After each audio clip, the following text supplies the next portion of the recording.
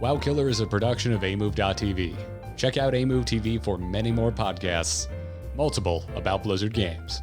And for more of Taliesin's WoW coverage, check out Taliesin and Evitel on YouTube and twitch.tv.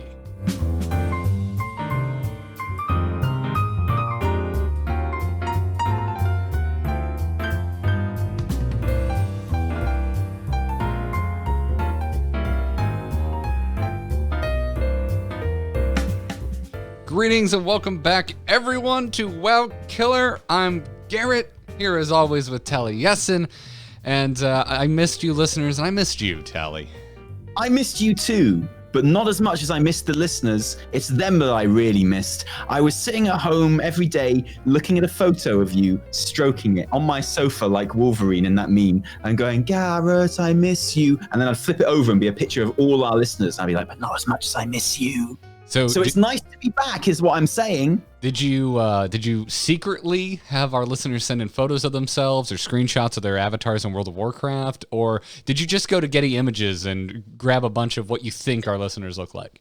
No, I just stood outside their houses and took photos of them as they ate their dinner.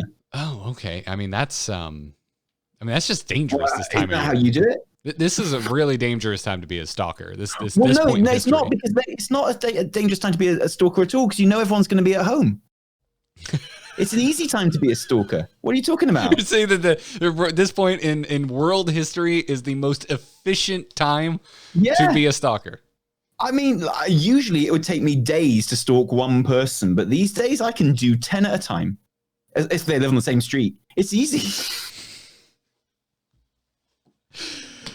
Welcome to a World of Warcraft podcast, everybody, where we start talking about how great the current pandemic has been for the stalking industry. It's been really good, and for the WoW industry, and for the podcasting industry. Basically, all of my industries are on fire right now. I mean, there is nothing better when you're stuck inside than an MMO. Really? Yeah, exactly. Could you ask for more? I mean. Yeah, I don't know. Maybe you're more of a Harvest Moon type, and for that, Animal Crossing came out this year. So, but yes. You're talking about games other than WoW, Garrett, and I'm seeing your mouth move, but I'm not understanding the words. And I'm really sorry about that. You forgot your Babelfish today. I don't know how to engage with you on those games, Garrett. I don't know what I'm doing. Honestly, my eyes glaze over, and I start thinking about what I'm going to have for dinner when you talk about Hearthstone or Heroes. You start talking about Harvest Moon, I'm gone. I don't know what's going on. I just don't know what's going on. You might as well be talking about nuclear fusion. I have no idea what's going on. What if I was talking about a DHC? I don't know what that is either. What are you talking about? Dick Hungry Chicken. WoW? Have we killed WoW yet? Oh, Dick Hungry Chicken. Oh, I missed you, Garrett. I miss you. Not as much as you missed the DHC. Wonderful. Well, folks, today we do have a topic for you. This is, of course, WoW Killer, the World of Warcraft show where Taliesin and I talk about one subject and one subject only within World of Warcraft, unless, of course, we are taking your emails. But today's topic is going to be what we believe to be the worst part of each WoW expansion. You know what? I'm going to strike what we believe to be from that. This is definitive. We don't deal in opinions. We deal in facts. We are Sith. We deal in absolutes. Absolutely. Like, this is not what I feel to be the worst part of each expansion. This is the absolute worst part of each expansion. And if you disagree, well, you're wrong and you should be ashamed. You should, not we. We should not. This is a sharing of ideas. This is a learning experience. Yeah, we know you're out there listening to this podcast, but we know what you do when you're not listening to this podcast. You're out there in the YouTube comments. You're having debates with people in the comments of World of Warcraft YouTube videos. Hell, you're probably fighting with people about World of Warcraft in YouTube video comments that aren't about World of Warcraft. So my words. This is going to be this is your guide. You don't have to have those fights anymore. We're about to solve it for you. We are about to tell you what the worst part of each WoW expansion was definitively. And we're going to be starting from vanilla WoW. And then we'll be going chronologically through the timeline to Burning Crusade and Wrath of the Lich King, etc. And the great thing about this format, Garrett, is that I didn't play vanilla or Burning Crusade, so it's all up to you. Well, I think you played enough of Classic to get an idea. I do. You think I played enough of Classic, did you? You think I played enough of Classic to know what was going on, did you? I think you got a vibe. Watch my stream. I played Classic for like 3 weeks, and it was brilliant. Oh, best 3 weeks of my life. No, not quite. It was good though. I enjoyed it. And but I mean, to be honest with you, the best thing about Classic for me was all stuff that I would not have done in vanilla, which was being in a guild and playing with people and basically following people and getting them to essentially do all the hard stuff for me. And I just followed and killed stuff and healed stuff. And, we leveled really quickly and it was super fun. And I had a great time and it was incredibly social. But I can guarantee you, if I had played Vanilla WoW, it would not have been a social experience. It would have been an incredibly lonely experience. But that's how I would have liked it. But all I'm saying is my Classic experience cannot compare to, I don't think, anyone's vanilla experience, because it's a different world. It's a different player base. Well, it might even be the same player base, but it's, we are all very different people, and video games are very different now. And our approach to Classic is completely different from how one's approach to vanilla would have been, just because of knowledge and hindsight and things like that. So I don't think you can compare them, really. Unfortunately for you, Garrett, I don't think you can compare them. So you tell me, educate me, teach me, what was the worst thing, the worst part of Vanilla WoW, the expansion Vanilla WoW, the first expansion to Warcraft 3.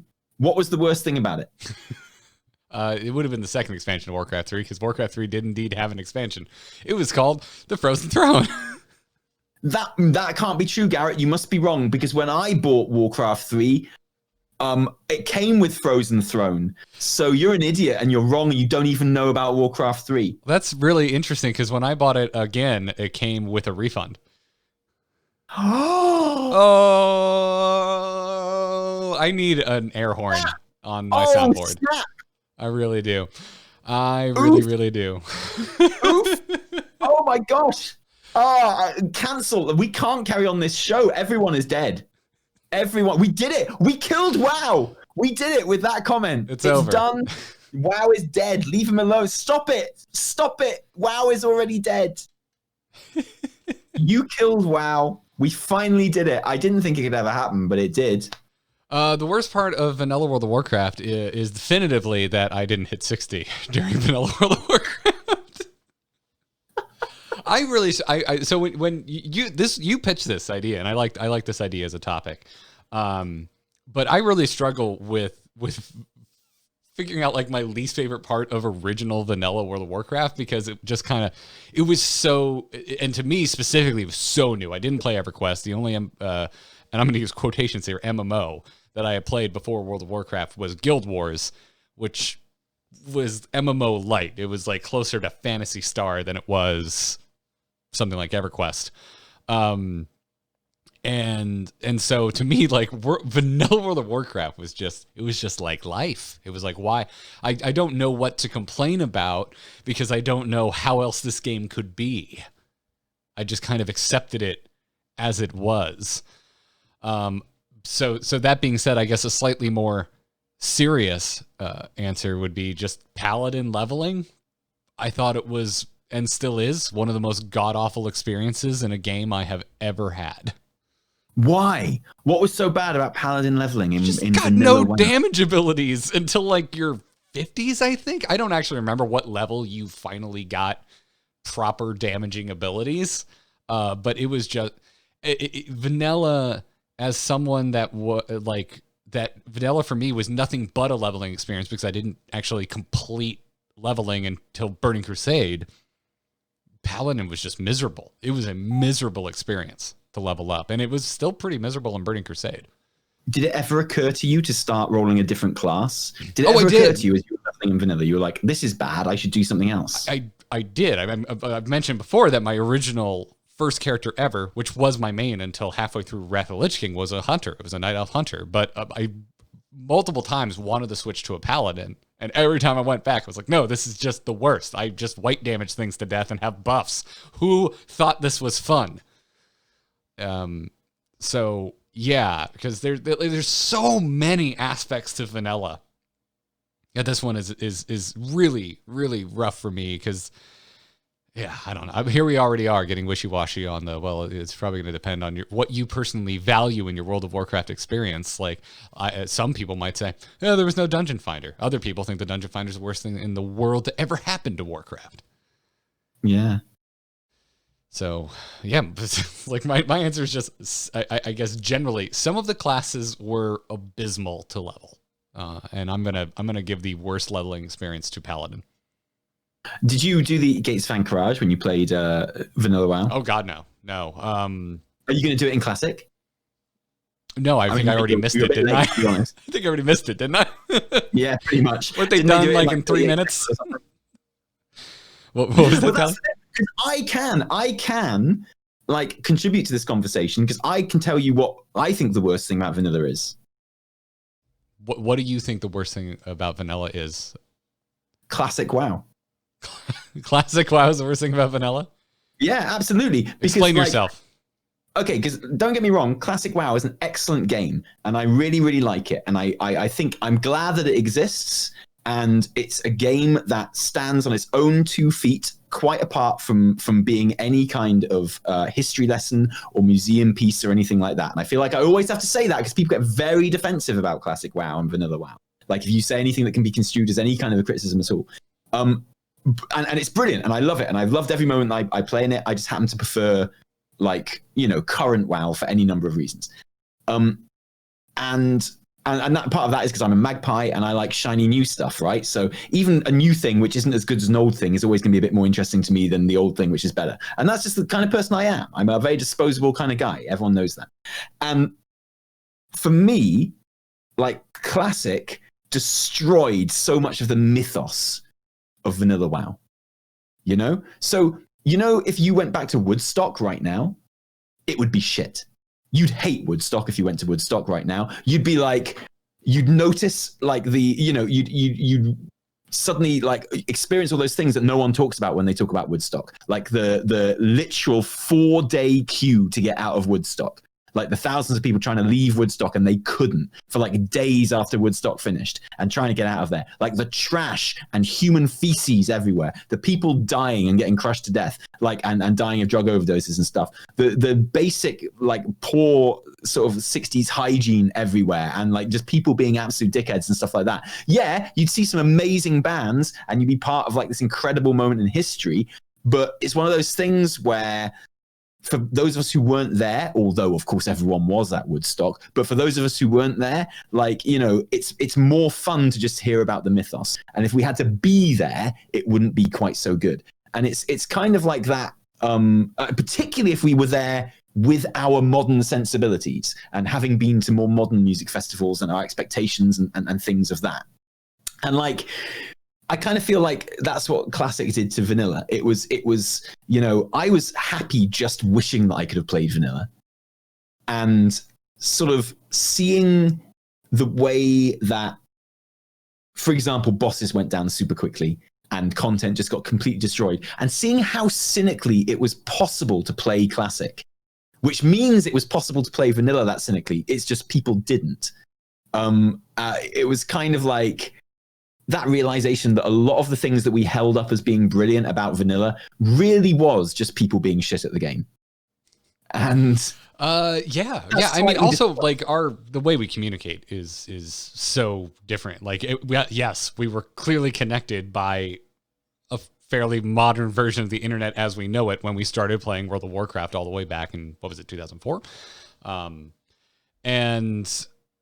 But at the same time, like internet communities and communication and content creation has evolved so much past what it was back when Vanilla launched that it was still like, yeah, we're connected, but we're not that connected. Like you still were like waiting for someone's reply on your forum post, and that was kind of it. Yeah. You weren't duking it out in YouTube comments. And when we were all figuring it out in real time, or even me, someone who started playing a full year after its launch, I was a total idiot. I didn't know where to even go to learn how to play correctly. So yeah, I mean, we've talked. I want to say it's come up multiple times on the show. I don't know. You, like me, talk about this stuff in multiple venues, so who the hell knows? But yeah, you can't capture that true experience again. You really, really can't. And so I accept your answer of thank you of boss WoW Classic. That makes me feel good. Validation at last. So nice. So moving on to the Burning Crusade. What was the worst part about the Burning Crusade? Another one I struggle with because I was still such a wide-eyed idiot. It's so perfect because it's so perfect. No, I don't think it was perfect, but I don't know what I disliked the most. Like nothing. Again, I was still like in my honeymoon phase with World of Warcraft at this point. This was my first time I ever hit max level. It was the first time I ever raided. It's the first time I kind of knew what I was doing. It was the first time I ever bummed 3,000 gold off my friends so I could get epic flying. Glory days. Glory days. Glory days. Yeah, it just was like... raiding days are always amazing. I was just sitting there like an idiot, mouth agape, drooling. It was wonderful. I was having a great time. So still wanted to be a paladin, and it still sucked to level paladins. That was basically my biggest gripe at the time. Didn't you restart like your main character so you could have it as a blood elf or something? That was in Wrath of the Lich King. No way! Oh my goodness! Yeah, you were even late to that. I started the character that would become my main halfway through Wrath in BC, and it was a blood elf paladin. So I took a long break. And I started replaying at BC's launch, but obviously I wasn't high enough level to actually go through the Dark Portal. So I was like, screw it, I'm rolling a Blood Elf, and I think I got to like level. Oh, I did too. I forgot about this. I tried a PvP server for the first time as a Blood Elf Warlock, made it to Stranglethorn Vale, and was like, nope, not doing it. And then I rolled my Paladin, and I think I made it to like level 20, and I was like, I can't do damage still, so I went back to my hunter, got to max level, started raiding. So yeah, chat room's mentioning the rep grinds in BC, which were annoying, but again, it was like my first time really interfacing with them. Like I was aware of the concept of rep grinds in vanilla, but because I wasn't max level, it wasn't something I was very concerned with. It was those things that annoy us about the game now were literally the things that appealed to me about the game when I first started playing it. I remember phoning my brother up literally on the telephone and being like, okay, you got to play this game, World of Warcraft. It's literally amazing. And he's like, why is it so amazing? And I was like, well, if you want to get somewhere, you have to go there. And he's like, what do you mean? And it's like, well, you get there in real time, right? So if I want to get somewhere to the other side of the continent, I get on a flight path. If I'm lucky, I've got a flight path, and it just flies there in real time, and it can take ages. He's like, well, that sounds shit. I was like, no, it's amazing. It's literally one of the things that appeals to me about this game. It's brilliant. And like, yeah, I felt the same when I first saw rep grinds. I was like, what? So I have to come back here and do this every day, and in like a month, I might have filled this bar up. That sounds awesome. That sounds exactly what I want. Yes, that please. So yeah, and now obviously I look at a rep grind and it makes me shit blood. But like back then, I was like, yeah, this is exactly why I want this game, please. Yeah. To me, in vanilla, rep grinding was this thing I heard about. The context I heard rep grind in that piqued my interest was getting a mount outside of your race's mount. Oh, of handing in enough damn cloth to grind reputation. Like the first time I saw a gnome in vanilla WoW on anything other than a Mechanostride, I was just like, how is this possible? It was just this thing. And that's how so much of vanilla was consumed by me, which was like these whispers through trade chat of things I don't understand. That was just so damn Do you know cool. what I was obsessed with in my early days playing WoW? I was obsessed with tabards. I thought if I can just get a tabard, I'll be happy. God, imagine if I had a tabard. How brilliant would it be if I had a tabard? That'd be so cool. I just want a tabard. If I could just get a tabard. What's the easiest tabard to get? I'll Google it. What tabards can I get? I didn't Google it. I didn't know you could. So I was looking in game. I was like, what's the easiest tabard to get? I think I can get one through fishing. Right, fine. I'll do some fishing. I just need a tabard. If I can just get a tabard, I could definitely get above level 21. Definitely. But I can't possibly do that until I've got a tabard, right? I distinctly, to further not answer the question about what the worst thing about Burning Crusade is, I distinctly remember the first time I even saw a damn tabard. I hadn't been playing WoW that long. I was in my first year of college, and I was like sitting in the back. I don't remember what the frick class it was, but one of my classmates up front had their MacBook out, and they were playing World of Warcraft, and they had a tabard, and I was like, wait, what the shit is that? What you can have an extra piece of animated cloth? Like, I was just like, I remember that's it so amazing. well. I remember being like so obsessed with getting a tabard, and like it was a bit like, you know, when you want to be a writer or something, and you're like, the reason I can't write anything is because I don't have a proper writing desk. If I had a proper writing desk, I'd be able to write the shit out of this book that I haven't even started writing yet. It'd be amazing. And then you get the desk, and you're like, well, the thing is, right, this is not good light here. This is not good light. If I had a proper like writing lamp, to put on my writing desk, everything would be fine. And you're like, wow, that's cool. I got my light and everything. That's fine. Problem is, I need a little kind of like slope thing to put my keyboard on, because, you know, how can I possibly write with down like this? This is what, if I could just have one of those, if I just have one, and it was like that with tabards. It's like, if I just had a tabard, oh my God, there'd be nothing. That'd be cool. People would know I wasn't a total scrub. Yeah, exactly. If I had a tabard, well, I mean, pretty much, I could just like storm through to max level then. You know, it'd be easy. There'd be nothing to stop me getting to max level if I had a tabard. Nothing at all.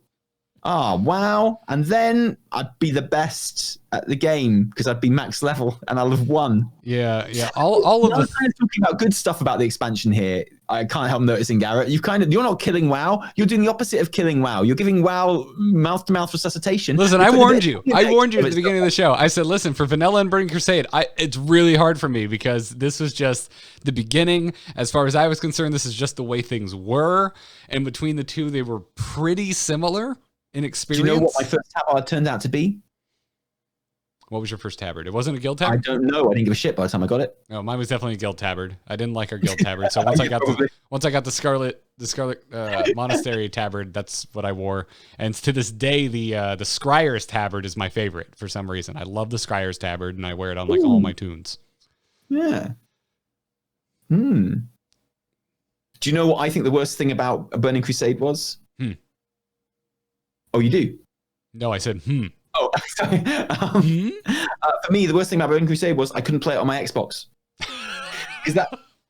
That's when I Taliesin, I don't know if you know this, but at 3 separate times this year, there have been rumors that WoW was going to be on the Xbox, and at 3 separate times this year, Blizzard has told us no, definitely not. I can't wait for like another 2 months for someone to be like, no, it's definitely happening, and Blizzard to be like, no, it's definitely not. No, Garrett, no, don't you understand? We found a string. We found a string in the data, and the string is called definitely controller support for disabled people, and that's all this is for. That's what the string is called. And don't you know that means it's going to be on Xbox? Don't you know? Yes. But no, because so I got back into video. I went through a stage where I wasn't playing many video games when I was in drama school. I stopped being a child, and I left childish things behind, and I was in one of the most prodigious schools in the country, and I was like full of myself, and I was like a bit of an idiot, and I took everything very seriously. I was all about Shakespeare, and I was all about Pinter, and I was all about Stoppard and serious things like that, and Kafka. And I was like, okay, great. And so I dedicated myself to that for a few years. I didn't play any video games at all, apart from 40k Dawn of War, which I loved, and The Sims, which I also quite liked. But apart from that, didn't play, and like some other RTS about Greek gods. But apart from that, didn't play any video games at all. And to the extent where I didn't have like an in-date console or anything like that. And it wasn't until a couple of years after drama school, Age of Mythology, that's exactly what it was. And when we moved to London, and my girlfriend, we went to Hamley's toy store, which is a huge toy store in the centre of London. And we were looking around Hamley's toy store. And when we got to the car, my girlfriend at the time was like, I got you a surprise. I was like, what is it? And she opened the boot of her car, and there was an Xbox, I guess 360. I can't even remember what it was, but there's an Xbox 360 in the boot of her car. And I was like, oh, did you buy this for us? And she's like, I did. But here's the thing. If we split up, I get to keep it. And I was like, yeah, we'll never split up. So that sounds like a good deal to me. So question, did you keep it despite splitting up? No, she kept it. Oh, I'm a man of my word. Her word. A man of word. And not only did she keep it, I bought her Fable 2 as a parting gift. Oh, that was an okay game. Really? I was hoping it was shit. Anyway. It was okay, just okay. Yeah, so that's when both of us got right back into playing video games. And the video game that kind of probably changed my life, in the second stage of it was Oblivion. I played a lot of Oblivion. And I loved Oblivion, and that really got me back into video games in a big, big way. And I've talked about this on the show before, so I won't milk it. But I finished Oblivion and I played the hell out of Oblivion. I played something crazy, Garrett, something mind blowing, like 100 hours on Oblivion. I was like, no one's ever played a video game for this long ever. I've played 100 hours of this video game. My goodness. And I was like, well, okay. So basically everywhere I go now, it's minotaurs with glass weapons, and I'm still just destroying them instantly. What would be great about this game is if other people were playing it as well. And if I could see what would be amazing is if I went to Cyrodiil and the people walking around town were actual other players. That would be really cool. Like if this world was not, because at the moment I'm awesome and I wish everyone could see how awesome I was, but they're all in their own version of Oblivion. What I'd really love is if we were all in Oblivion together. How amazing would that be? And someone said, oh, that sounds like World of Warcraft. And I said, what is this? World of Warcraft. And Burning Crusade had just released. And I was like, I remember Warcraft. That's that game that I turned my nose up at because it was just a blatant copy of Warhammer. And I'm a proper Warhammer boy. And they were like, yeah, but it's really good, I promise. And then I read an article about it in The Guardian. And I was like, actually, that does sound quite good. Okay, then fine. I will play your World of Warcraft. And I went onto Xbox Live or whatever it was. And it wasn't there. And I was like, oh, okay, well, how do I get it then? And I Googled it. And it was only seemed to be on PC. And I was like, well, what idiot only puts a video game on PC? This is stupid. Why can't I play it on Xbox 360? This is dumb. And I did a lot of research. And I was aghast to find that I couldn't play World of Warcraft on my Xbox 360. So I was like, well, you know what, Warcraft? F you all the way home. If I can't play this stupid game on my brand spanking new Xbox 360, do you know who I am? I put 100 hours into Oblivion. You're missing out on a proper customer here, Blizzard. Fuck you. Oh God, I love how completely ignorant to just the ocean of buttons you were. Yeah. Like, just no. Nowadays, I am of the opinion of like, why the shit not? I understand why not, but they could at the very least make it work. But I'm sure they could. To come back around to Burning Crusade, like I don't. To me, it was just like I think back on it, and like I had player accessibility problems just with like my own like complete and utter ignorance to how to make gold, to get flying at a decent pace, because things like emissaries and whatnot, things that we have in modern day WoW, didn't exist. You didn't have these like as obvious ways to make gold. Honestly, the worst thing may have been daily quests, even though at the time they were mind blowing. But then it also ushered in daily quests, which would get very long in the tooth to come. That's one of those in hindsight things. Yeah. Yes. But at the time, Isle of Quel'Danas was like, you can add a new zone?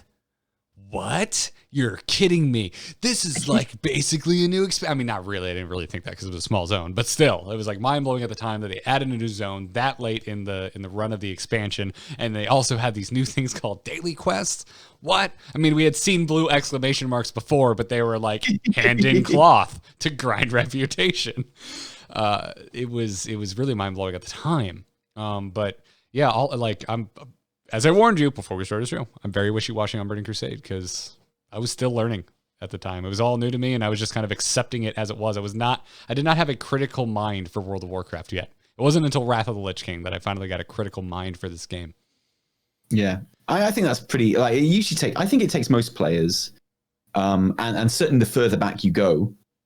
But I think it takes most players a couple of expansions to actually get a grip on WoW. I think Blizzard made that public. Like, most players don't get to max level in the first expansion that they play in.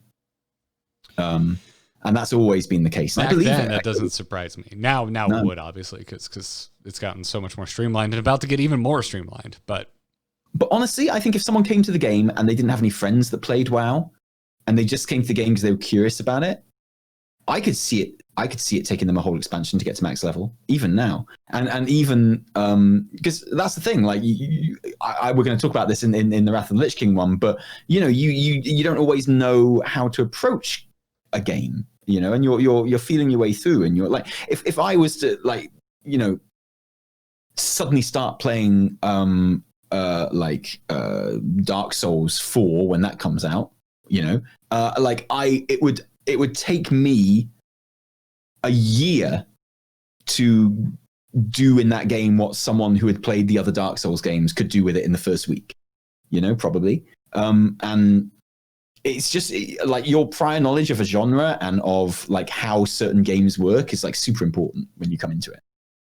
And in the same way, I could pick up like a Total War game and I'd get it. I'd win that game very quickly. And someone who'd never played an RTS before, it would take them 6 months to kind of properly know what they were doing in that game. And that's kind of the point. And it's definitely like that in Warcraft as well. I think if someone came to it without any prior knowledge and without someone to kind of guide them through, then I could see them having the same sort of experience as me. Definitely. Yeah. I could too. But let's move on to where I did start to finally have a handle on how the systems of World of Warcraft worked, and played so much of it that I couldn't help but get critical and opinions to go with that critical thinking, which is Wrath of the Lich King, which I can tell you right now, mounted combat was the worst part about Wrath of the Lich King. It was terrible. What about the flying vehicle combat, though, that was promised on the box? I've got Wrath of the Lich King. I've got it right here. I've got the box right here, Garrett, and it says on the box, air combat. I've got That's mine what it says. somewhere too. Also, you know what else is on the box? Combat. Dance on Studio. The box, Garrett. Dance Studio is also on the box. Is it? I didn't know. Mm-hmm. I never get past the bit about mounted air combat because I'm like, I'm off to play Wrath of the Lich King. I can't wait. It's gonna be amazing. Yeah. Still waiting for that air combat. Yeah, mounted combat was without a doubt the worst thing in that damn expansion. I think they were really over pleased with themselves because they overutilized mounted combat like to the 9th degree. It was just ridiculous. And it was something I never thought about because of what it was.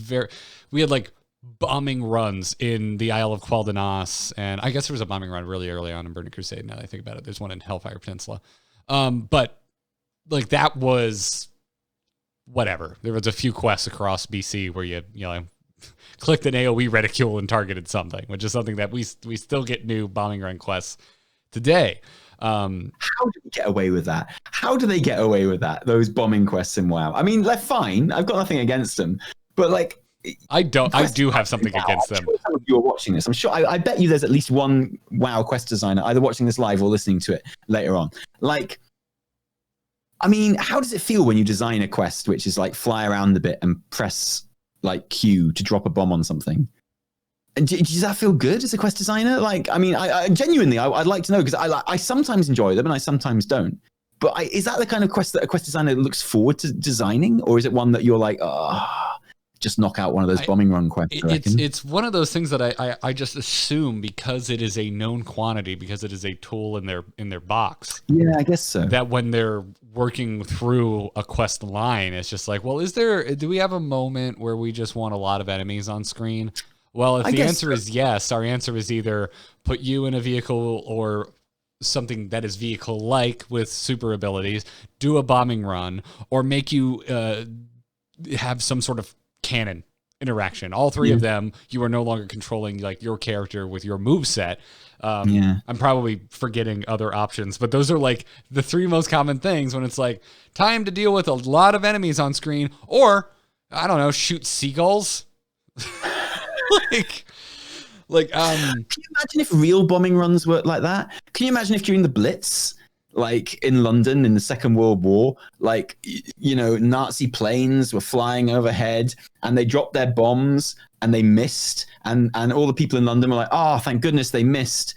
But then it was like, they're just going to keep on flying, like they're indestructible, and they're just going to keep on flying in the sky until they've actually hit the thing that they were trying to hit. Even if that's 3 days from now, they're just going to keep on doing it, like unlimited bombs, and like we can't shoot them down. And until they've actually dropped the bomb over the thing, then that's it. And as soon as they have dropped, you'll know when they've hit their target because they'll start moving at 3 times the speed back to where they came from. The worst part would be the worst part of that would be Winston Churchill saying another Nazi has made it to the water. That would be the worst part of it. Another Nazi has made it to the water. Yeah, I do not have a Winston Churchill impression, so I wasn't even going to attempt. So thank you. Thank you for blessing the airwaves with that, Taliesin. No, but I tell you what expansion did fly, and we're talking about good things again now, but I tell you what expansion did bombing runs really well was Legion. Legion has the best bombing runs. And there are two that stick out in Legion. And one of them was in the questing in Val'sharah, where you are on Ysera and you go and like breathe some fire on some things. And the reason that was so good was because it's the only bombing run ever where you do it and then you land and then you actually run through the area, and it actually feels like your bombing run had a purpose and did something, because you feel like you've kind of cleared the area out somewhat of like enemies, and that felt really, really good. So bravo, whoever did that. That was an excellent bombing run quest. And the other one was the daily in Antorus, where you kind of and the reason that was good was because the bombing run path was just really dynamic and interesting, and you were in like one of the mech suits and you're flying around, you're bombing like towers and like the flying ships and stuff, and you know, fire would come out and you'd like duck underneath it and there'd be explosions going off and you'd be like dodging it and stuff like that. But it's all like the set path, but it was just really dynamic and interesting and fun, and that was always fun to do. I weirdly like getting a bombing run in the Darkshore Warfront, because it's like optional. It's not something you have to do. Because it relieves the tedium of the Darkshore Warfront. Well, yeah. But funny enough, that's probably the one I have the rosiest opinion of, because I think, like, without ripping on Warfronts any more than we need to, they're pointless. Oh, we're coming to BFA. BFA is included in this discussion. It is, believe it or not, an expansion in World of Warcraft. We'll get there. We'll get there. So it's so obvious. It's so obvious with BFA what the worst thing is. There is actually a correct answer. But yeah, Wrath of Lich King for me, without a doubt, is mounted combat. There were glimmers of brilliance and ways that it was really cool, much like Warfronts the first time you did it, and then it got old. The opening to Old War, the first time I did it, mind-blowing experience. Like, what, we're sieging this massive front. Like, we have to break into the raid to start the raid, and it was so cool. And also, I still to this date, as everyone knows, love Wintergrasp, because it was the first time ever in World of Warcraft where I felt like I was a soldier in an RTS battle. And the vehicle combat, sieging a base. Oh, whoa. Wasn't like Warfronts the first time you felt like a soldier in an RTS battle? Yes, in the worst way possible, whereas Wintergrasp was the best way possible. I agree. Wintergrasp is awesome. I love it. Yes. Love it. Yeah, my favorite, still to this day, probably my favorite piece of World of Warcraft PvP. Damn, I loved it. But anyway, yeah, mounted combat, just overdone the hell and back. I never want to joust again. So... That's. Do you have I know you didn't really play during Wrath. Is there anything? Yeah, I do have a worst part of Wrath of the Lich King. The worst part of Wrath of the Lich King was me. I was the worst part of Wrath of the Lich King. Me playing the game was the worst part of Wrath of the Lich King. Oh, that's right. That's when you started. I dragged that whole expansion down with how shit I was at that game. Like, I tainted that expansion by playing it so badly. Like, it would have been twice the expansion it turned out to be had I not played it, I'm sure. Because I stank that place out. I was awful. Because it's when I started playing WoW, and like I say, I started playing it as if I was playing Oblivion. So I started a rogue, and I just went around pickpocketing and wondering why that wasn't making me rich, like it did in Oblivion. And, you know, I could go invisible like I could in Oblivion. And once I got invisibility in Oblivion, I just blitzed that game, and it was a non-thing, and I just like destroyed it. That didn't work in WoW. I didn't know what was going on. I couldn't put on any gear. I was an idiot. I never teamed up with anyone in that whole expansion. I'm just an idiot, and it makes me weep when I think about how bad I was at that game. And this expansion that everyone talks about with these teary-eyed nostalgia because it was so amazing. I didn't see any of Wrath of the Lich King. I started playing Wrath of the Lich King. I didn't see any of it. I saw none of it. I saw like some zones, some vanilla starting zones, which I feel lucky about now because I'm glad that I saw those zones before Cataclysm and things like that. And I'm glad I experienced them in that way and I have those excellent memories of them. But I saw none of the actual Wrath of the Lich King. None of it at all. Like, I'm ashamed that because I say, I started playing in Wrath of the Lich King. Oh, what's your favorite bit about Wrath of the Lich King? Stormwind. Like, it's humiliating. I was the worst part of Wrath of the Lich King. Hate it. Hate me. Yeah. Well, let's move into Cataclysm, where I'm going to say the worst thing was letting everyone fly at the beginning of your goddamn expansion. What were you thinking? Yeah, and of course I couldn't fly when Cataclysm launched. You were me in BC, but it was Cataclysm. You were starting to catch up, but you were still so behind in other ways. Yeah. I don't know what it was about Cataclysm. It's my least favorite expansion. And I was so hyped for it because, I'd been playing Wrath and I enjoyed it. And, it was my first expansion in a way. It was the first time I went from playing one version of WoW to another. And I was so excited. And I read up about it and I knew what was going on. I didn't understand any of the stuff about Endgame that it was talking about, but I understood that the world was going to be changing and that they were going to put a big old scar in that. And I watched the trailers and stuff and I was like, wow, oh my God, this is so brave. I love what this is doing. WoW is so amazing. You've got this perpetual world and they're just going to rip that shit up and it's going to be amazing. I was so excited. And I remember I was so excited that I actually took my PC because I was an actor at the time and I started doing a play in Aylesbury, which is just outside London. And I had this rented room in this house. And it was like a house from an old Pinter play because there was a different family living in each room of this house. It was so weird. There was an immigrant, literal kind of father, daughter, and wife living in one of the rooms.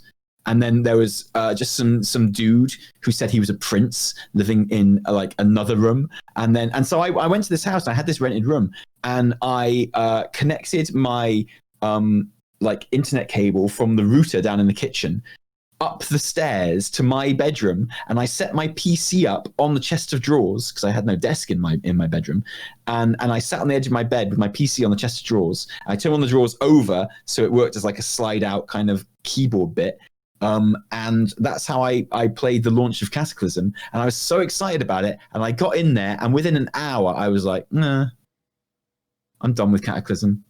You're really driving home how long I've been playing this game and how it's kind of crazy that I think of major life events around what expansion of World of Warcraft I was playing at the time, much the same way I do where I was during major historical events in my lifetime.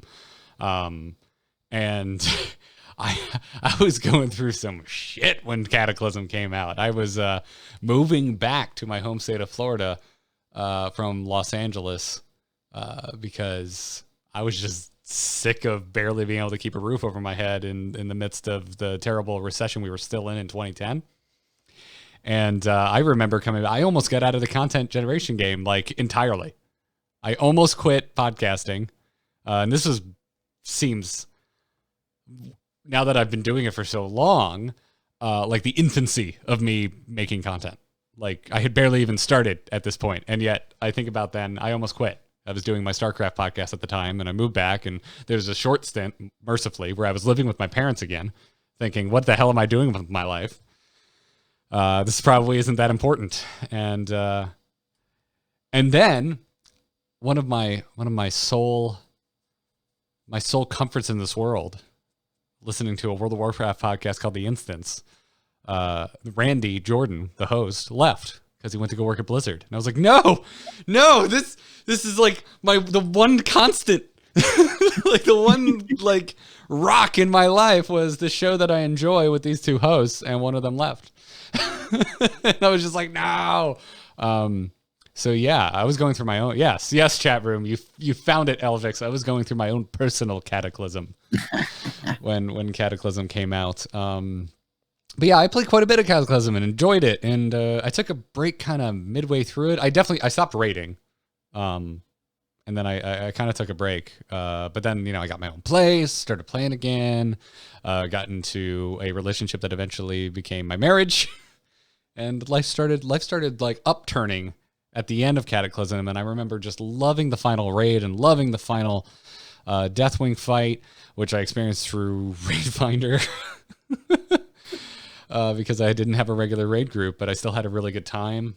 And I remember playing it when it first came out, so it was still kind of difficult on LFR as people were learning the fights, and LFR was new, so we weren't as big of LFR dicks to each other. It used to be mean, LFR. I never did it in Cataclysm, but like that shit was. Well, and because it was new, people had more patience for it and wanted to work through the fights. They were definitely still flaming. It's a lot of people on the internet, but like my first experience with LFR was really positive. At the end of Cataclysm, but overall, I look back on Cataclysm much more fondly than I did at the time. But yeah, the flying at the beginning, as we have talked about in the past when we've done big flying discussions on this podcast, not only did I think that flying from the beginning was just full stop one of the worst decisions they've ever made in the game's lifespan, but I also think it had a knock-on effect of them learning the wrong lessons and further like making wrong decisions afterwards about how to handle flying. I still think it's too restrictive. Go see our Pathfinder episode of this show to hear my thoughts on that. I think all of that started with this. This was the beginning of the snowball of just the team, in my opinion, not understanding how to handle flying in World of Warcraft. Yeah, sounds good. Sounds legit. I buy it. Yep. I buy it. So for you, the worst thing about Cataclysm was you had to play on a dresser drawer? No, that was the best thing about Cataclysm. I got bored after that. Like I say, it's an expansion which I really dislike. I think that there's lots, especially having gone back and played through it all.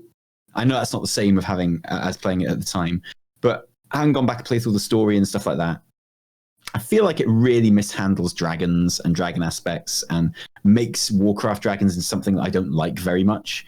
And it's still the same now. Whenever we watch something that has really good dragons in it, something like Dragon Prince or something like that, something that does dragons really well. Oh, but then you have you have to look at the Dragon Prince, which is one of the ugliest shows I've ever laid eyes upon. What, Dragon Prince? Yes, I think it's hideous. Oh, not once you get past season 1, mate. No, get to season 2. I did watch season 2, and it still looks like. Are you serious? It looks like their backgrounds are in vanilla World of Warcraft. Shows I've ever seen. Are you kidding? Like it's from one of the dudes that made Avatar, which is actually the most beautiful show ever made. And then Dragon Prince is like the season 3 and 4 are two of the most 3. There is only 3. I can't. Season 3 is like one of the most beautiful shows I've ever seen. Still shots are beautiful, and then awesome. I see it in motion, and I'm like, oh no, I really like it. I really like it. I hear you with season 1, but I don't buy it for season 2 and 3. No way. No, Dragon Prince is amazing. And it does dragons. Telling me you never watched Avatar, so your opinion is just forfeit. So. What do you mean? I love Avatar. What are you talking about? Oh, so maybe they were just assuming. They were just assuming. No, I love Avatar. We don't need to get lost in this. Like I'm a mass. I never finished Avatar, but that's because I'm now rewatching it with Evitel. Okay, good. Yeah. Okay, all right, cool. Like that's because I had to stop and start again from the beginning so I could watch it with Evitel. Okay. All right. Listen, we don't need to get lost in this. I realize that you're not allowed to sit there telling me that you don't like Dragon Prince and then being all like, oh, you haven't seen all of Avatar. The writing's great. The characters are fun. I really hate looking at it. Like it offends my eyes. Apart from maybe although I don't count Avatar as like a Netflix show, right? So I think Dragon Prince is literally the best thing that Netflix has ever done. And I include Dark Crystal in that. Oh, Dark Crystal's really good, but which I haven't finished. But it is what? How dare? It's like 6 episodes, dude. Come on. I was just not in the mood for it. 12 when I started it. I was not in the mood. I was just not in the headspace for it. Doesn't matter. Are we on to Miss Pandaria, or did you finish your thought on Cataclysm? No. So I was just saying that I lament how badly I feel that WoW in general, but Cataclysm in particular, does dragons, right? I just think it does dragons a disservice, and I just think it does dragons really badly. And I think you got to probably blame Chris Metzen for that. But the worst thing about Cataclysm, as someone who didn't play Endgame at Cataclysm, but the worst thing about Cataclysm, Thrall. I'm with you. I mean, obviously, I'm not the biggest fan of the orc motif, because of my sour Yeah, opinions but on Thrall Draenor. pre-Cataclysm was awesome. Thrall pre-Cataclysm was great. And then you go back and you play those Cataclysm quests and it's all him getting married and shit. And you're like, oh, get out. He's allowed to get married, but does he have to be such a pussy? Like, he's allowed to get married, but does he have to be such a dick about it? Yeah, you Okay. will come to my wedding. It's like, what if I don't want to come to your wedding, though, Thrall? What if I don't give a shit about your wedding? It's like, now I'm in the elemental realm. It's like, Thrall, I don't care. Honestly, mate, I don't care. Oh, he does my Thrall nuts. Thrall in Cataclysm is like when your favorite metalhead friend from high school went to some artsy school and then shows back up all hippy dippy, and he started doing yoga, and and you're just, dude, what happened? We used to go to Slayer concerts, and now you're picking flowers and you've got a girlfriend. I agree with that, but I take it further. Thrall is like that guy who you thought was really cool in high school, and then suddenly starts talking to you like as if he's the only person that's ever got married. And he's like, the thing about getting married, right, is it's like this and that and that. It's like Thrall, I know, dude, other people have got married before. I've got married myself. I know what it's like. Oh, yeah, but let me tell you about getting married. And then you're like, okay. And then he's like, oh, let me tell you about when, like, having a child. And you're like, Thrall, you're not the first person to have a child. He's like, I think I am. Pretty sure I'm the first person to ever have a child in the world. I think, and like, oh my God. And the thing is, I honestly think that this is why I've got a thing about Chris Metzen's writing, because I think it's Cataclysm. I think it's Cataclysm, and I think that makes me be a bit harder on Chris Metzen than I should be. Because sometimes I think about that and I see it as like this self-insert thing, and I see it as him kind of exploring some like really awesome themes and stuff like that. But I see it done through Thrall, and it makes me just really annoyed at Thrall, and that makes me annoyed at Chris Metzen. It really, to me, like, everything about it, even to him shaving his hair, annoys me. Like, literally everything about Thrall in Cataclysm just annoys me. The long jacket fucking annoys me. The stupid big ball necklace annoys me. Like, his haircut annoys me. The way he touches his wife's belly to find out that she's pregnant at the end of Cataclysm annoys me. Literally everything about Thrall annoys me in that game. And he's so awesome in, like, every game leading up to that. And he's so rubbish from Cataclysm onwards. He doesn't become good again until BFA. And like just that version of Thrall is so annoying. I hate him. You made me think about something, which is like, of course, put this on the umbrella of we understand how many people are involved in the making of a game like World of Warcraft. There's a lot of people that are involved, but it's so easy. Very unfair towards Chris Metzen. It is very easy to look at the character of Thrall because of how connected it is, how connected Thrall is to Metzen, and connect Metzen's life experiences, what he was going through at that time, to applying that to the character of Thrall. But you've made me think of something else, which is, I think Cataclysm Thrall is the beginning of like Overwatch era Blizzard sensibilities, because this is where Metzen became like got out of. Again, and I'm applying this like, and I don't want to say that this is fact because I don't freaking know. I'm not Chris Metzen, but you look at, it's really easy to look at that and go, this is where Metzen got away from like metalhead, angsty high school sensibilities and became optimistic and wanted to see the world in a more optimistic light, which freaking Overwatch. Like, no more skulls on spikes. And I get really annoyed when people call like Nathanos or Steve Danusa like insert and stuff like that. And it really annoys me when people talk that. And so I mean, Thrall kind of is famously a Metzen insert, but to the extent that like, I take that back, and it annoys me when people talk in those terms. And I like I said as a preface to that, I think I'm being incredibly unfair on Chris Metzen, like by saying that. It's just how I felt at the time, and I was like, but I'm also very aware that's being very unfair on Chris. And like he is a genius in his own way, and it's very unfair to kind of like say, oh, Thrall is just Chris Metzen, and Chris Metzen was doing this, so Thrall had to do this, and it was rubbish. But it does. You're right, and that it does famously kind of represent a change in the way Chris Metzen kind of saw life, and he said this in interviews himself, so I don't think I'm like projecting anything onto this. But it is a bit like, when you have like a favorite punk band or something, and then they decide to do like a country album because they've matured, right? And they do a country album, and it's still the band that you really like. But the thing is, I've got nothing against a punk band doing a country album, but the problem is you're not very good at doing country, guys. Like, you're not a good country band. Unless they are. They're a really good country bands. I've got nothing against country music, but you're not a good country band. And that's kind of how I feel about that area that Chris Metzen went into. It's like, there's nothing wrong with doing those themes. It's awesome. But I just feel it's not really what you're good at. Well, yeah, I mean, we have found ourselves in a very large conversation about just artists and artistic vision and yeah, maybe. And art being like the death of the author. Like we're in all of that right now, and it's a big freaking conversation. But I know exactly what you mean, because I was thinking of one of my favorite bands, New Found Glory, specifically because they have an album called Coming Home, and it was all of them were married, and you can fucking tell. You can absolutely tell.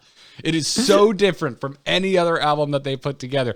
Although now it's held in really high regard because it was so different and it really pushed the envelope for the band.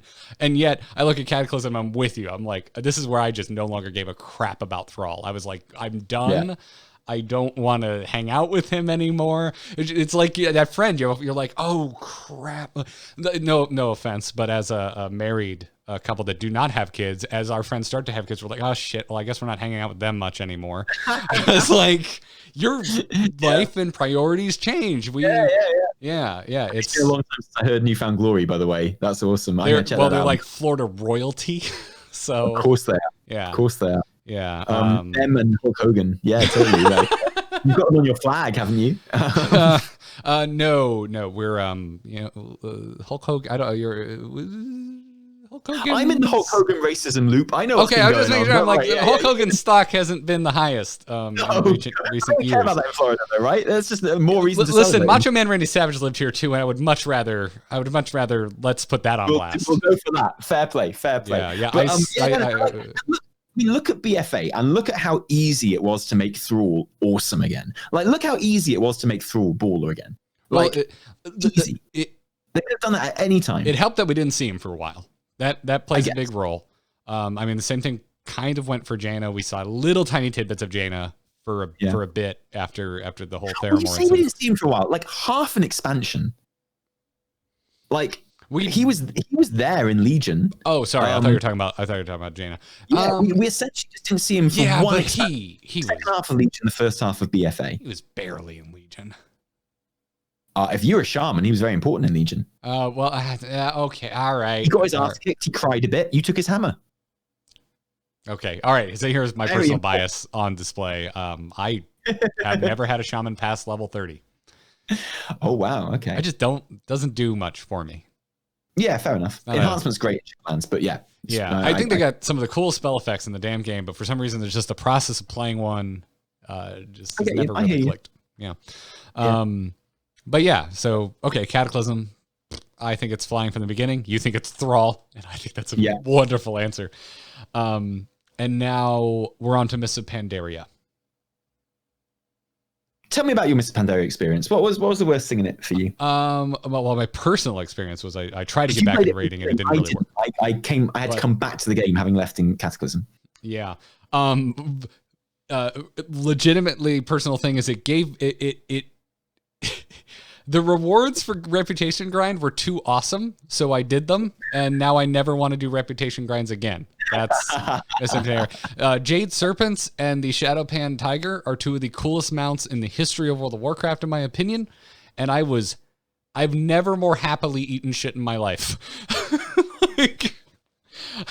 I've been like, yes, I will gladly mainline, just put an IV. I want intravenous delivery of these rep grind quests because I cannot live without these mounts. And since then, and I didn't think about it until you asked me this question or pitched this topic to me for today's episode. Didn't really think about it. Mists of Pandaria is what killed reputation grinds for me because I liked the rewards so much. Yeah. Yeah. And was that in 5.3? You had those big kind of like daily trees and unlocking different dailies over time and was that what that was all connected to? I would need to have the Mists of Pandaria patches up in front of me to speak.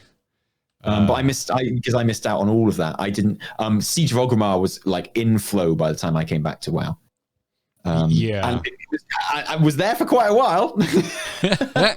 Yeah, 5.3 was Timeless Isle, wasn't it? Or was that also in conjunction with... No, that was in conjunction with Siege of Orgrimmar. Yeah, 5.3, you're right, was that kind of, like, very much focused on the war. Because it was literally called Escalation. Yeah. But, yeah, freaking... Being honest, like, I don't really have too many gripes about Miss Pandaria. I think it was a near perfect expansion. Yeah, and I think that I would rate that as the worst thing about the expansion is the fact that it just wasn't appreciated in its own time. I think it was. I again, though, I don't know. I feel so insulated because of the people, the communities I choose to be a part of in WoW, and the people I choose to hang out with in WoW.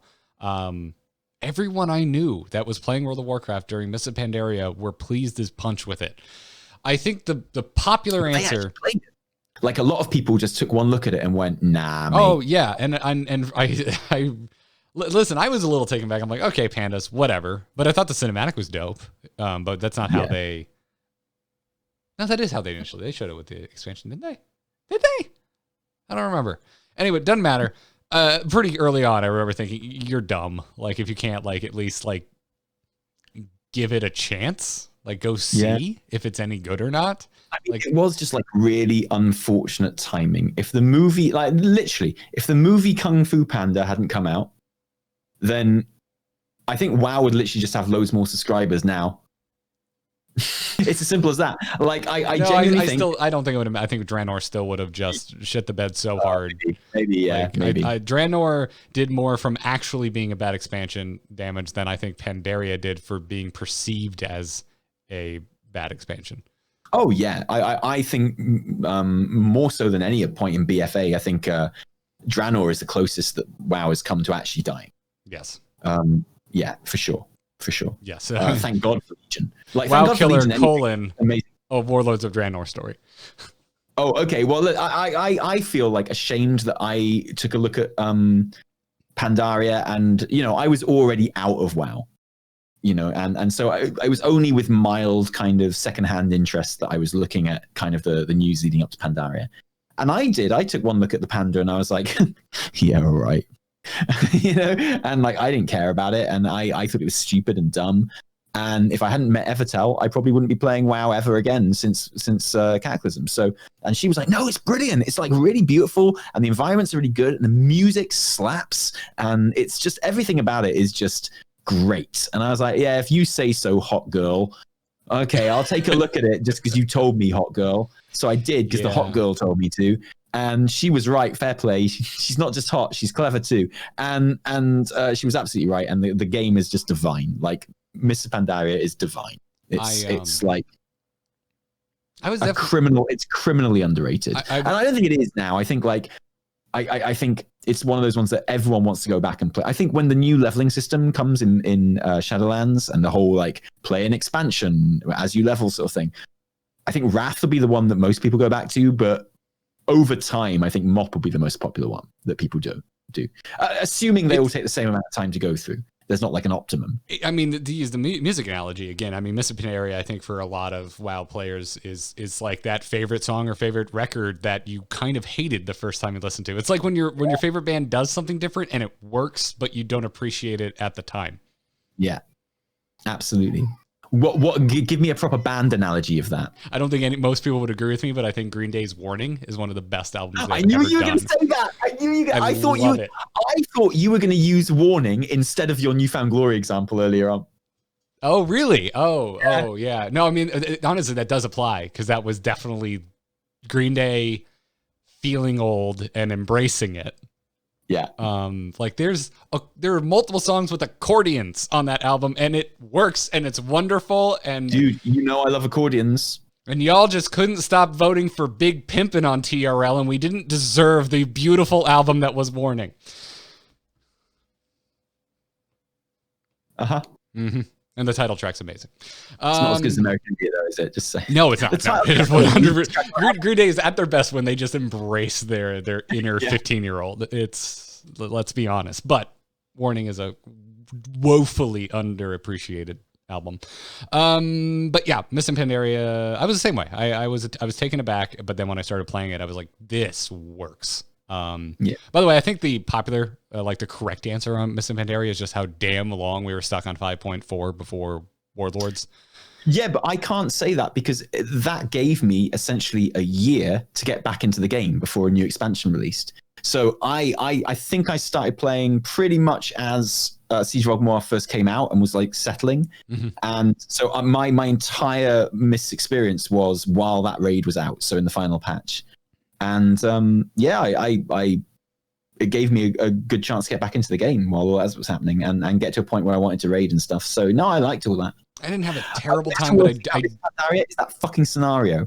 The scenario where you're in like a gladiatorial arena and it's just like 4 bosses, right? So you'd queue for scenarios because it's the best way to get the currency. Scenarios were just kind of one of the worst things. I'm surprised I didn't pick it. But it was that one in particular because you could queue for specific scenarios, okay? And you needed a certain currency to be able to upgrade your gear or to be able to change the stats on your gear, right?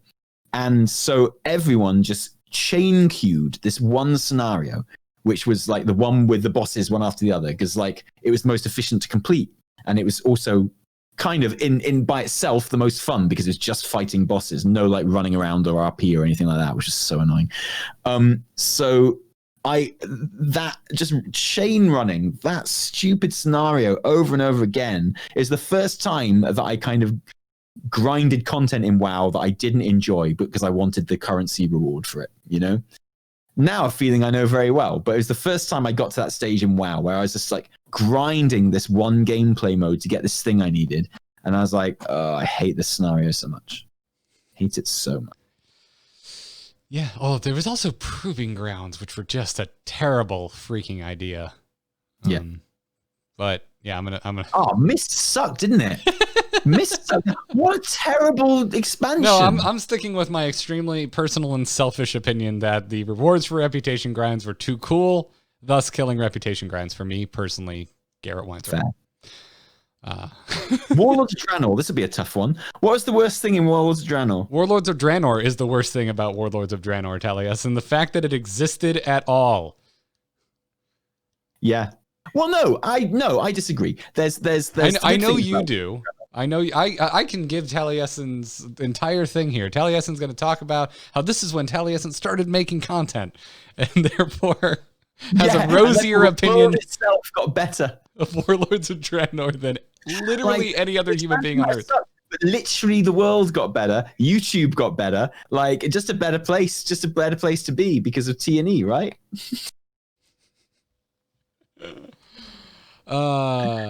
Yeah. Out of all of the stinkers that WoD served up, what was the worst? I gotta go with the low-hanging fruit of just garrisons are one of the worst things in the history of World of Warcraft. Just full stop. It just made the world feel tiny and insular and removed the MMO from MMORPG. Yeah, I'd agree. But wait, though, Garrett, didn't you ever go and visit someone else's garrison and see that they had a different statue up, or that they put their lumber mill in a slightly different place? Didn't you ever do that? Didn't you ever go and visit their garrison to see what they'd done with the place? I don't think maybe they planted some different herbs for the day. I truly don't believe I ever visited anyone's garrison even once. I did a garrison invasion once, and it was rubbish. Never did it again. Yeah. There's a reason that is such a, I believe, popularly held belief as being like the worst part about Warlords of Draenor, because it was expansion spanning, and it really affected just the texture of the game, of just seeing other pers. And like if I had to go for non-low-hanging, if I had to go for non-low-hanging fruit, it's very selfish. I think it's one of the most mundane stories told in a World of Warcraft expansion. Well, it doesn't make any sense. The story makes zero sense. It doesn't make sense from the very start, and it doesn't begin to make, and it just gets worse. Like the whole like, you've got a really strong potential antagonist in the Iron Horde, right? Like there's lots of potential there. It's really interesting. But then we just stop fighting them. We just I appreciate the story kind of shows us taking out their leaders and stuff like that, But for some reason, like that's never really kind of followed through with, and we just stopped fighting them, and they're not the baddies anymore for literally like, and it's like. Not only that, but we just team up with them randomly and accept them into our ranks just because the Legion is here, which makes no sense. Makes no sense at all. And I'm sorry, but I'm going to die on this hill, much like Garrosh did. I'm going to die on this hill and be like, I'm sorry, why it was Grom not facing a war crimes tribunal at the end? Like, how come we are okay with Grom at the end of Warlords of Draenor? Why are we okay with him? Why is he not in jail? Why are we not getting all Nuremberg on his fucking ass? I'm swearing a lot today, and I'm really sorry. You're going to have to bleep this out. I'm sorry. I'm not going to. There's far too many. That's that Manscaped sponsorship gone. And like... why though? Why did it happen? Why? And you can't blame it on cut content. You can't blame it on cut content. It's another thing you have to bleep out. Because it still wouldn't have made any sense. He was the baddie until he just wasn't. He was still the baddie at the beginning of the cinematic for 6.2 when the Legion arrived. Like, no cut content is going to fill that bridge. Like, it just didn't make any sense. No cut content is going to make him not have done the war crimes. So why does that work for you? Why does that not work for you? But suddenly, just forget the war effort. N'Zoth is now what we're dealing with. Why is that okay? Do you just feel like it was bridged better? Because there's lead up to that, not only all the way through BFA, but like in Legion as well. And however you might think about it, the war effort and the war campaign is tied up before the N'Zoth stuff in 8.3. Like, you might not like how it is done, but it is done. Like, you might think it's done poorly and terribly and badly, but it is done. Okay, so like, you're claiming that there is basically no attempt to zero attempt get to point B with Grom. No, literally the only reason that we're okay with Grom is because we rescue him from the Legion. He's the baddie who's trying to genocide everyone, and then he gets captured by the Legion, and then we rescue him from the Legion, and that is a qualification for him to be a goodie. Is because we rescue him. It makes no sense. Literally the reason. Is if the Allies had stormed in to, like, occupied Germany, was it? And like, some reason we had to rescue Goebbels because like the Nazis had arrested him. So we rescue him on our way through, like, liberating Europe. And we're like, oh, well, we rescued you, so you must be on our side, right? No, that's not how it works. You are literally describing basically word for word the reason I don't like Jason Statham's character in Fast and the Furious 8, because we're just told we should be okay with him, even though he clearly killed Han, and there's no reason anyone in that room should do anything other than beat him to death with a wrench. Yeah, but does he go, freedom? Yes.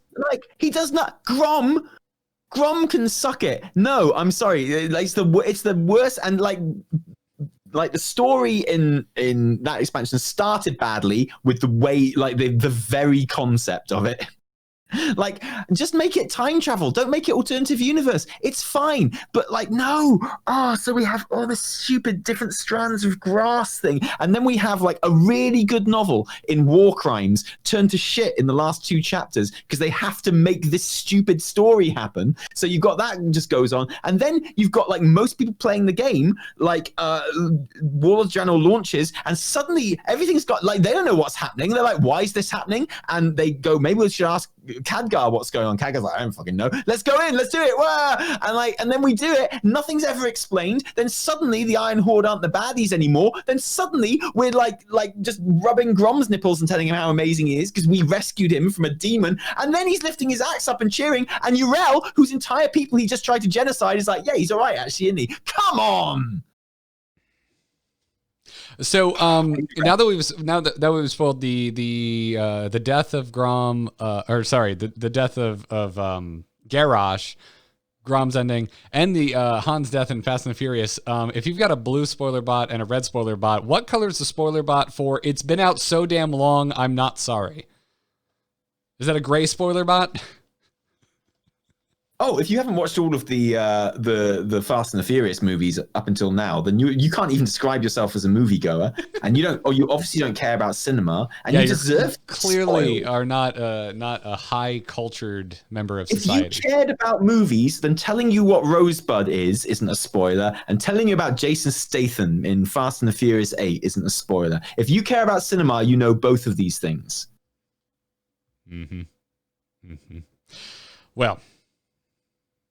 Warlords of Draenor, we've wrapped it up. Its existence is the biggest mistake. That wasn't even what I was going to say was the worst thing about Warlords, but it's enough. It's fine. The actual thing that it was the worst thing about Warlords was community-driven and was so bad that I actually don't want to talk about it because it makes me feel so bad. And that was like the whole shit show around flying.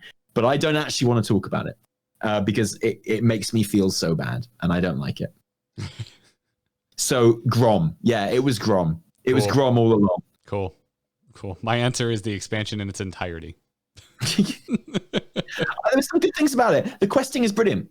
And I leveled through the Horde questing just last week, actually, just for my own fun, because when I finished streaming and I finished my video work, and I'm like, whoa, I've finished my work. I've got like an afternoon off or something. I'm like, gonna play some WoW. And I just leveled through the Horde questing, which I hadn't done since launch actually, and it's brilliant. It's so good. I think it might be the second worst questing in my opinion. Like only to Cataclysm, to which I only really have a negative opinion of because flying was available at the very beginning, and because of the just disjointedness. I think Cataclysm zones are cooler than the Draenor zones. Okay, well, we just decided on a different episode title somewhere along the line there, but let's move on because I don't want to talk about WoD. Cool. Legion. Oh, wait, hang on. Do you know the actual worst thing about WoD? Shipyard. That's a catch-all with garrisons. No.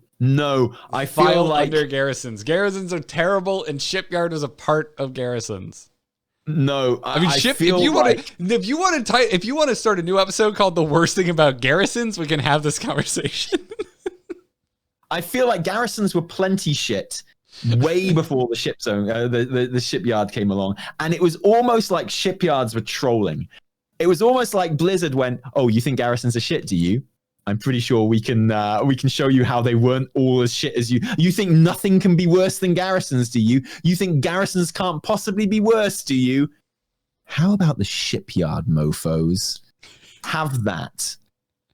It's like if someone goes, "Oh my God, you could not possibly be more annoying." And you're like, "I think I could, and I'm about to show you how." It's like that. It's like, you think the mission table is terrible? Wait until you see the shipyard. It is the mission. hold my beer moment. As shit as the ship. It's as shit as the mission table, but it's down a path. Hey, buddy, watch this. Yeah. Like, imagine the garrison mission table, but imagine it's down a path. You're right. That's how you could make it worse. You could make it down a path. You're absolutely right. If you just did the mission table, but you made it down a path, you're right. That would make it worse. Well, you're absolutely right. That would make it worse. Okay, guys. So it's the mission table. Oh, okay. But hear me out. It's the mission table, but it's down a path. What? You have to walk down a path to get there. Exquisite in its awfulness. Just perfectly engineered. Terrible. So we get to Legion, which is another tough one for me because I like it so much. As I've been quoted many times saying, if I remove my Arthas fanboyism, I think Legion is actually the greatest expansion in the history of World of Warcraft. I think it probably is. Yeah. Because I think you got to look at like. If I'm trying to be critical about it, I do think it's the best. Yeah, I think so too. And not just because of like the game, but because of how good it needed to be and like how important it is. Because like I say, I genuinely think without transmog, like WoW would have died in Warlords of Draenor. Like I remember thinking that at the time. And I feel like Legion was everything that it needed to be to save WoW. Yeah. And it did it. And so it's not just how good it was, but like how important it is in the legacy of WoW as well, which makes it the best. Because like Wrath could have been terrible. It wouldn't have killed WoW. If Legion hadn't been as good as it was, that could have been the end of the game. So it wasn't as important for Wrath to be good, but like Legion had to be good. Yes. Is what I'm saying. Yeah, and so it is a difficult one for me to think of. There were definitely things that I found abrasive, and there are enough of them that it causes me pause to pick one.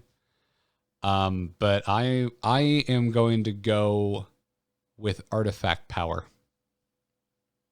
Ooh, controversial. Yes. Is that because of what it became in later expansions rather than in a way, yes. Although in Legion itself, there was a point where I'm just like, I'm kind of done with this, and I wish more of the game was back to the. If you haven't noticed, the way I get nostalgic about World of Warcraft is I liked it when my grind was to just get better gear, and it was that simple of an understanding. And the more we get away from that, the more annoyed I get. And to me, I kind of see artifact power as ground zero for the systems mess that I think modern WoW flirts with. Yeah. It was just I disagree with you. I think the artifact weapon, in my opinion, is an example of that kind of thing done right. And an artifact power being a part of that. And yeah, they had to kind of like tweak it and balance it as the expansion went on, but I think they largely got it right. And I enjoyed the system a whole lot more than I thought I was going to. And like I thought I was going to hate it. And it was something I was not looking forward to at all. But I loved it. I loved the kind of link that it gave you to your weapon and how much you kind of associated a certain weapon with a certain character and how important that made it and felt like fantasy that. And I feel like, you know, in fantasy, a hero you associate them with their weapon, right? And I feel like the artifact weapon and artifact power as part of that system really achieved that. And it was kind of like a really satisfying fantasy thing that Legion was able to do. So I get what you're saying for sure. But I don't agree with it. You'll be surprised. What's that? You'll be surprised to learn. No, I'm not. But yeah, I don't care for an additional endless grind beyond loot. I get you.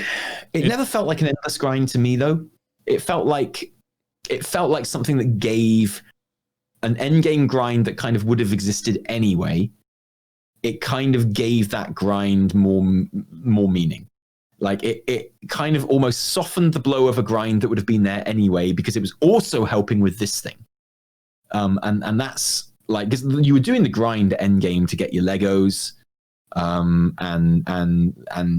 basically that. So that's why you were doing your emissaries and stuff, was on this random chance that wasn't that random, but kind of was as well, of getting this Lego that you needed and that you wanted, and there was probably one for your spec that you really, really wanted. So that's why you were doing those emissary grinds. And the fact that you also had this artifact grind grind attached to it as well was something you were almost kind of passively doing, because there was no like running hundreds of island expeditions for your AP in Legion. It was much more of a passive thing. I know people used to run more of Souls over and over again, but that was a fault in the Mythic Plus system rather than artifact power, I'd argue. And like, I found that it was, and also it was the first time that WoW had done it, so there was a freshness and a newness to it as well. But I totally take your point. I do take your point. Yeah, it wasn't something that initially right out the gate I disliked, but over the course of the expansion, I really grew tired of it. And I mean, everything today is obviously personal, but it should be no surprise to anyone to hear that I used to really enjoy the kind of garage aspect of multiple alts. And much the way I think kind of artifact power is the beginning of the snowball to things like Azerite armor and multi-systems through covenants that I'm still a little skeptical of. I think artifact power is also kind of the snowball to what I see as an alt unfriendly modern World of Warcraft. Yeah, I get that. Yeah. It was pretty alt unfriendly. But then we've discussed that as well before. I think Legion's alt friendliness is expressed in different, and I would argue more important ways than how easy it was to level up your artifact. I feel like Legion's alt friendliness came from the fact that you just really wanted to play every class, and you had that is true. Oh yeah, and I'm not going to disagree with you there. I just like I see artifact power as such a cornerstone for many other aspects of World of Warcraft that I do not enjoy. I get that. I can completely understand that. I appreciate that. And also, it's kind of fitting that in such a good expansion, the thing that you choose as being the worst thing is something that I don't even think is that bad. Well, yeah, I think that's fair, and I'm with you. I mean, it's right now. If we're only talking live games, it's very easy. We have Azerite armor, and we have legendary weapon or artifact weapons. Which is the better one? Let me think about it for a second. One is one of the worst things in the history of the game, and the other was a cornerstone of the best expansion ever, in my opinion. Yeah. Even though if I also think that the way you leveled it up was also the cornerstone for a bunch of systems that I don't particularly enjoy. Yeah. There's definitely a lesser evil here, and I'm very aware of which one it is. So, yeah, I'm with you. I think artifact weapons were fantastic overall. Absolutely loved them. And you're right. The expansion was good enough that despite the alt unfriendliness, I still leveled multiple alts. Yeah. It's the first time I ever got every single class to max level because I wanted those mage towers as well, man. Yeah, but I had such a I wanted the class now. I had such an in-game anxiety though. Anytime I was playing anything other than my main, it's like, could we get my artifact power higher? I guess so. I know. I loved it. I loved. I never felt like playing alts was a chore in Legion, which is why, although I'm not an idiot, I can obviously see the things that were supposedly not alt friendly about it. Like if you've got the motivation to play alts and you have a really good reason to be playing and leveling them, and you've got stuff to do like the mage tower with them for really good rewards, that is what equals alt friendliness to me. I don't care how hard it is to upgrade. If you like, the motivation is the hard bit to get, not the like the systems and stuff like that. And like you give me excellent motivation to level alts, and that's alt friendliness right there. It's got nothing to do with how easy or hard it is to gear them.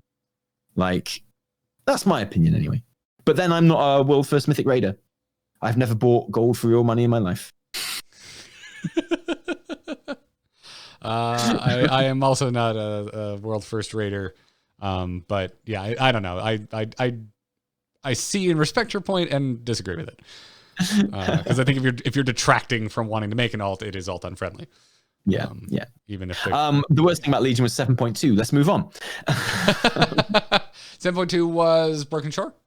Broken Shore. Yeah, Broken Shore was 12 bad. 7.2 were awful, and lucky Legion was good enough that it kind of swallowed that up. And then 7.25 was awesome, and Tomb of Sagaris is an excellent raid, leading into one of my favorites. Argus appearing in the sky, which is iconic. My God, how cool was that? How cool was that when Argus appeared in the sky, and it was just there? How awesome was that? How amazing was that when you just had this planet in the sky? It was so brilliant. Good. 7.25. That's 725, my friends. Every raid was good, by the way. Every raid was freaking good. I think, Tomb of Sagaris was my favorite and one of my all-time favorite raids, just full stop. But like every raid was a good sky. time. It's iconic. It's just one of those things that people talk about, like the Gates of Anchorage or something. Like it's just one of those things that if you weren't there, I mean, you're never going to see it. Right. And like it was there. And do you remember the time there was a planet in the sky? That was so cool. That was so awesome. Like it was brilliant. And just oh my God, it was so good. But that was 7.25. 7.2 was horrible. Yeah. Freaking Broken Shore was. There's only been 2 of them, but it's the beginning of what I started referring to so compassionately as generic Dirt Island. Because Mechagon was the same damn thing. And the thing is, the island was fine. There's nothing wrong with it. But like the problem with it was that like you had this semi-exciting kind of like quest intro to it where you flew down and you had to like repel the Legion invasion and like you did at the beginning of the expansion, and it was like, oh excellent, we're actually fighting the Legion now, kind of for the first time in Legion. This is great. And like you kind of blowing stuff up, and then like you're doing it all, and then you open the gate to Tomb of Sargeras. That quest line ends with like you firing a cannon at the Tomb of Sargeras and blowing the door open, and Khadgar's like, the door to the Tomb of Sargeras is open, champions. See you in 11 weeks when we can go in. Yeah. And you're like, Khadgar, why don't we just go in now? Because you got to do some world quests. Why though, Khadgar? Because just 11 weeks. But the door's open, Khadgar. Like, surely now, before they have time to regroup and like get their defenses ready, now would be a really good... If we leave it for 11 weeks, Khadgar, they've got loads of time to get their forces together. You know what would have fixed that? A bombing run quest that wasn't successful. You know, you kill like 1 million demons and then you land and there's still just 1 million demons facing you down at the gates. Or just not blowing the doors to Tomb of Sargeras open. That also would have helped. Like, they had to, because there was a dungeon that you kind of went to as well, which was kind of set in the Tomb of Sargeras, technically in the tower going upwards. Tomb of Sargeras went downwards, but like I'm pretty sure they could have found a narrative reason for that without having to blow open the door to the Tomb of Sargeras. And then you did get a weekly quest from Khadgar in 7.2 every week, obviously because it was weekly. But it was all world quests that you've been doing anyway. It was all like go and kill an elite. Yep. So what do you think I've been doing for the last 5 weeks? Yep. You idiot. Yeah. I've killed like hundreds of elites to get my flying. Why do you think I want to kill? Like, what? Okay, fine. I'll go kill the elite. Why could you not have told me? Here's your elite. I was going to do it anyway. This is stupid. The door is open. Why don't we just... If you haven't been able to tell by now, I am a bit of an art snob, and a big turnoff for me is when I find something not visually interesting, and the island was just very samey. It was just very gray and green. Would have been fine. Would have been fine if we hadn't had to sit on it for 11 weeks. That's fair. That is a fair retort. Anyway, 7.2. Everyone knew I was going to say that anyway, because I make no secret of it. 7.2 sucked. But then, like, totally redeemed itself with the raid and the planet in the sky, which... My God, that's the coolest thing I've ever seen in game. Like, that's the coolest thing that's ever happened in game since I've been playing. Like, cooler than Cataclysm for sure. Like, they destroyed a whole like 2 continents for Cataclysm. All they needed to do was put a cool planet in the sky. That's all they needed to do. But they didn't really make you interface with the destroyed land if you weren't leveling again. Yeah, exactly. Like a new character. If the leveling to new max in Cataclysm really didn't have you go to the redesigned zones, which was a big swing and a miss in my opinion. But anyway, without getting back into Cataclysm, it's time to bring it home, Taliesin. We are on to Battle for Azeroth, and is there any reason on earth that can you make an argument for anything besides Azerite armor? Not really, no. I like Azerite armor is at the center of everything that turned out to be bad about Battle for Azeroth. In that it had a knock-on effect where it took so many resources from other things, and so much time was spent in BFA trying to create other systems that fixed the problems made by Azerite armor and stuff like that. So yeah, and we've talked about it in exhaustum on this channel. I don't even know if that's a real word or real term, but like, so I'm actually going to say something else. I'm going to say the worst thing about BFA was the mini raid. You don't even know what I'm talking about, do you? It's completely forgotten about it. Do you remember the mini raid? I don't. And I'll tell you why I'm saying the mini raid. Because the mini raid was fine, but it was a prime example of how bad BFA presented a really good story. Because the problems with BFA storytelling is not like Draenor. Draenor just had a terrible story that didn't make sense. The annoying thing about BFA is it's got a really good story that does make sense, but it's just delivered in such a convoluted and confusing way. And I think that Crucible of Storms is a brilliant example of that, because Crucible of Storms we did most of that fight inside N'Zoth. Like, inside like some old gaudy thing. But can you tell me where it actually was, or what it actually was? Can you tell me what the eye actually was that was talking to everyone? Can you tell us why we did that? Why we did that raid? And like, no one knows, because it was never properly explained or expanded upon. And it's just a great example of how all of the things in BFA that were plain as day setting up N'Zoth in 8.3 just didn't do what they were supposed to do. They didn't, like, everything about it should have been, this is the N'Zoth expansion. We are leading up to N'Zoth right now. Like, right from the very beginning, those things are in BFA, but they're never, like, there's always this element of, oh, we're keeping something secret from you. We're not telling you what it is. So we're not explaining what this thing is. And so you're just, I actually know what Crucible of Storms is. I don't know what the story of Crucible of Storms is. I've made videos explaining the story of Crucible of Storms, but like, in hindsight, it's never properly explained. I understand the events leading up to it, but I don't know what it is, because that was always something that was supposed to be explained and never was. And like, this fudging of a really good story and a really good baddie in N'Zoth and Ashara, and this convoluted path that we take to what should have been a really great story, and which is peppered with genuine bits of amazing storytelling on a smaller scale all the way throughout it. Oh, so good. It should have been so good. I love how you were able to find a target for your story pacing ire. Yeah, and I just think the Crucible of Storms is a perfect representation of that. Because what is it? What even is it? What is Crucible of Storms? No one knows. No one can tell me. No one knows what it is. It's like hiccuping. No one knows what it is. No one can explain. You know, it's something we all live with. Something we all think we understand. We don't. No one knows what Crucible of Storms is. And it should have been brilliant. I skipped it entirely. I didn't do it. We had a raid at the very beginning. It kind of fell apart around that time. And I was watching your channel, and I felt like I got all I needed out of it. It's like, oh, okay, I'm good. That's what happens in there. Cool. And it's great. The thing is, it's really good. It's a really good little mini raid. It's fine. It's probably at the wrong end of a patch to work like a mini raid. Like, it doesn't work. I mean, it just goes into the pacing issue, well, right? Like, all you're doing is making me think of freaking season 2 of Westworld, which I was like, this would have just been better if you just did it in order. Because you moved around so much by the end. I was like, anything could be anything, and I no longer care about my predictions.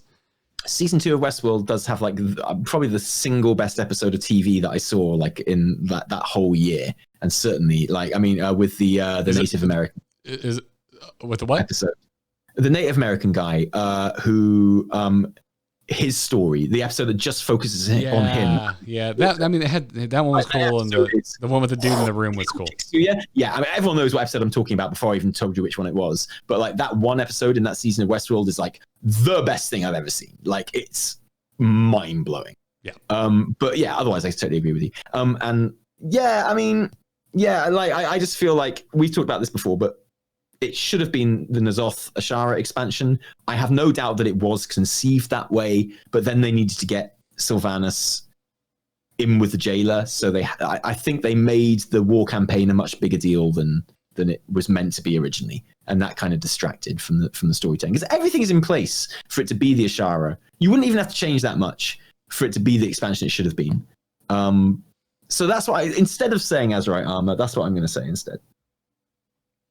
Fair. Even though I think it's actually Azerite armor. I think it is actually Azerite armor too. I don't, because outside of that, like, even though BFA is still pretty low on the rung for me of WoW expansions, I still don't think it is as bad as we think of it. When you just say BFA, like, everyone is just like, oh yeah. World of Warcraft's been messing up.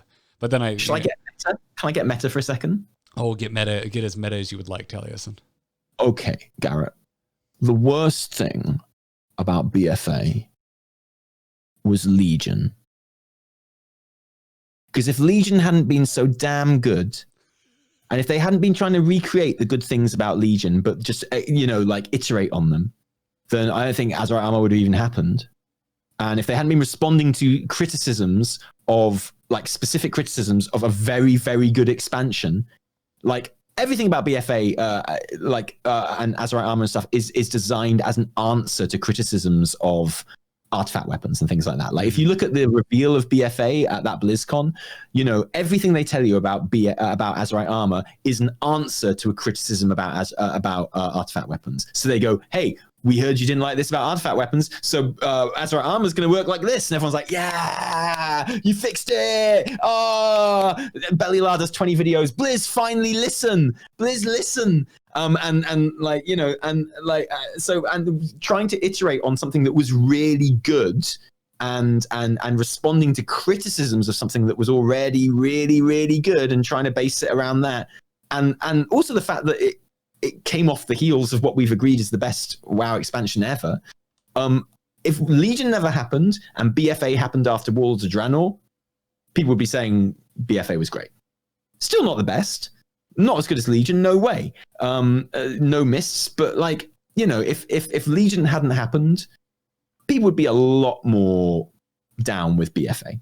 Well, yeah, that also means it would have followed Warlords. So exactly. But that's not making excuses for BFA and its fate. Yeah. Again, you and I, you know, we disagree on a lot of things, but I think we agree on this. It's why it comes up so often, as well as it's still currently where we are with the live game. Is like, to so many parts about BFA for me works. Like the zones are some of the best ever. I mean, obviously there's always going to be like just a factual upgrade in, you know, quality and effects and what they can even pull off. But beyond that, I'm flying Mount and I flying over Borealis, I'm like, this is amazing. Yeah. Obviously we don't agree on Draenor. I don't particularly like the zones of Draenor, and so I would put that up as an example of like, that's a very modern piece of WoW where I don't think the zone design goes far enough to be interesting. I do think it does in BFA. I think it's some of the best zone design I've ever seen in this game. Love the races. I love like the leveling experience. I'm not a big fan of the war campaign. I've talked about that ad nauseum, but like interacting with the Kultiran and the Zandalari and everything with that, like I love to death. I think it's amazing. Yeah. The voice acting as well, top drawer. Oh, it's music, the raiding, brilliant. Dazara Lore deserves to go down as one of the best raids of all time. Like it's just great. And the way that it's certainly the best storytelling in a raid of all time. Wow. And really impresses me when they give me a character to give a damn about that is essentially bore out of the MMO and not Warcraft 3. Yeah. And while I know Bwonsamdi's been around for a long time, technically he hasn't really, not in this way. Bwonsamdi as a character that we know and give a crap about is entirely because of Battle for Azeroth. Yeah. And he's one of my new favorite characters in World of Warcraft. And again, the voice acting, like, exquisite. But loads of, like, I think the voice actor for Talia is really, really good and is very understated. I've never heard you mention how much you like Talia and Talia's voice actor. Never once. Have you not? No, I'm kidding. This is a bit. I'm not surprised in the least to hear you mention this. I've never praised the voice actor before, in fairness, but I think she's great. I like her because people call her Tay, which is what people call Taliesin and Evitel. I feel like she's our in-game, she's our joint in-game like NPC, right? She's Tay. And she's awesome. I think she's really great, and she's gonna have like loads of fun stuff to do in Shadowlands, I'd imagine as well. So I'm really happy about that. I hope so. I was expecting more. The voice actor's brilliant. She does a great job. After the freaking novel, I was expecting so much more Talia, and nope. Yeah, not really. Yeah. But yeah. So yeah, I do think that like there is a correct answer for BFA. I think it is Azerite armor, but. Yeah, I'm with you on the story. The story was clearly disjointed, and even though I think you and I both agree that like the popular opinion of why is this? I didn't think it was going to be an Azoth expansion seems weird because it was so telegraphed, but I don't think it was well structured. No, and I think they know that. I think from like interviews we've done with Steve Denusa and stuff, I think he accepts that. You know what? I think it works when you have like a very obvious antagonist from the very start. Like Legion has Legion. Wrath has Arthas. And, you don't end up fighting Sargeras really at the end of Legion. You can still have surprises there, and you can still have, but, it was the battle against the Legion, and that's what it was.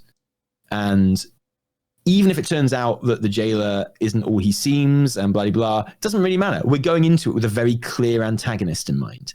And even if that gives them room to then pull the rug out from under our feet, but it needs to be there in the first place. The rug never got under our feet in BFA, I guess. We never quite got to the rug. Yeah, the constant secret telling was, and it felt like Sherlock. Okay, so you know how Sherlock is always like. Are we just talking generally the character, or are we talking about a specific version? The TV show, the Benedict Cumberbatch. The reason Sherlock is so unsatisfying and rubbish as a TV show, you realize they're never going to explain to you how it worked, and they keep going, maybe. Oh, hold up. Discord is taking a major dump. Let me change servers real quick. Oh, no, that made it worse. Are you still there? Oh, no. Let me know when I'm back. Oh, wait, you are? Hold on. I just paused the audio recording to make my own life sane at the end. Video version. You're going to see it because I ain't going to sit through an export of a 2-hour video. Okay, so look, you think Sherlock's died at the end of season 2, and then they go, find out how he's not dead in season 3, but then they make a point of never telling you how he faked his death. And then they're like, work out, Sherlock worked out who the baddie was. No, it's they been never so tell you. long since I watched season 3. And in fact, they make fun of you for even asking. Frankly, I think the reason that BBC Sherlock is so unsatisfying is because they kept going after season 2. It was rubbish long before season 2. I love the first 2 seasons. I think there's so much fun. No. Season 2 starts bad. Don't forget, the first episode of season 2 finishes with Sherlock Holmes taking on the Taliban with a sword. He rescues the lady, and whose name I forget, even though she's one of the most famous characters in Sherlock Holmes. Her as the mistress. And he's tracked her down to Taliban land. He rescues her from being executed and then fights the Taliban with a sword. That's what he does. That's how the episode finishes. It is never talked of again. No. And that if you didn't stop at the end of episode 1 of season 2 of Sherlock and go, oh, wait a minute, maybe Sherlock was always terrible. Let me just go back and check. Oh, yeah, can confirm it was. Because I'm like you, I enjoyed the first 2 episodes of Sherlock. And then the last episode of season 1, I was like, oh, wait, is this terrible? I'll wait until season 2. I think it might be terrible. I really enjoyed the first 2 shows, and I was like, I think this might be terrible. And then season 2 started, and it ended with him fighting off the Taliban with a sword, and I was like, oh, yeah, it's terrible. And then the Hounds of the Baskerville episode happened. Just in case you hadn't quite caught on that it was rubbish yet, Hounds of the Baskerville episode happened. Okay, all right. That is if you legitimate. Work out that it was terrible then I don't know what to say to you. Yep, I don't know what to say to Discord because you are once again rubbish. So I'm going to flip servers one more time and see if we can finish out this damn episode without you being a jumble of pixels. I think this is Discord's way of telling us that this episode has gone on long enough. This is one of our longest ever episodes. We're talking, it is not, but we're not talking about Sherlock. I still really just enjoy hanging out with those characters, even if major, almost entire episodes or certain points in that show are objectively what the fuck. But anyway, there it is. We have made it. We'll have to find out what the worst part of Shadowlands is. I am still very concerned about how many damn systems are crammed into Covenants, but time will tell because it is currently in beta, and I will reserve judgment for later. Anyways, that brings us to the end of the show, Taliesin. Folks, you can write in. You can be a part of the show when we do our mailbag episodes by writing into wowkillercast@gmail.com. If we ever have an episode where we actually spend less than 90 minutes on a single topic, we will also take your emails in that case. But that hasn't really happened yet. So, but yeah, wowkillercast@gmail.com is where you can write in. You can tweet at us at wowkillercast. And if you're one of the types of folks that like stream this or whatever, do please consider subscribing to the podcast, because at some point, if we get enough subscribers, we could run ads and we could support the show without having to ask you to pay us. And that would be really cool.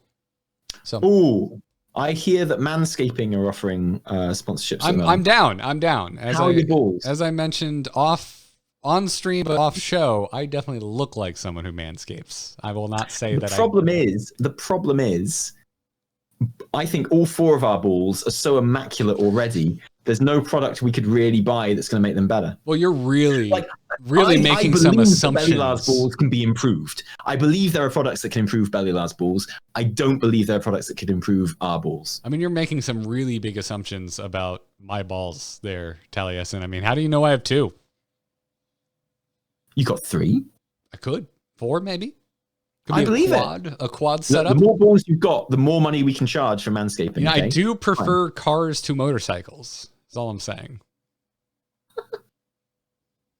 4 wheels are better than 2. Do you have like for folks to hear now, more? I'm just imagining your 4 balls being spread out along your penis like car wheels. So like you have 2 balls at the end and 2 balls at the base. You know, how else are you gonna dick drift? Is that Fast and Furious 11? Fast and Furious 11, dick drift. It's definitely the porn parody of Fast and Furious 11. Oh, wondrous. Well, Taliesin, if folks would like to hear more about quad balls, where can they find you? You can see Taliesin and Evitel, and we only have 2 balls between us, at Taliesin and Evitel on YouTube, Taliesin and Evitel on Twitch, and Taliesin and Evitel on Twitter. And they're all equally bad platforms. They're terrible. Don't go. You can find me on the same bad platforms at amove.tv. You go there. That's the website. It's got this podcast and every other one that I produce. You can join us live when we do the show Wednesday mornings over at twitch.tv/amovetv. It's an AM Eastern time. At some point, we shift the schedules around because there's a major, massive time difference between the 2 of us, and we just try and sync up with one another. Yeah, so that is that. Go follow.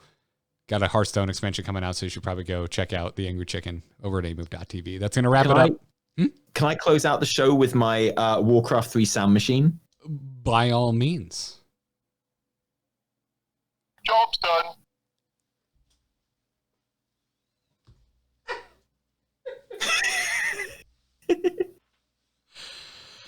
That tickled you, didn't it? It did.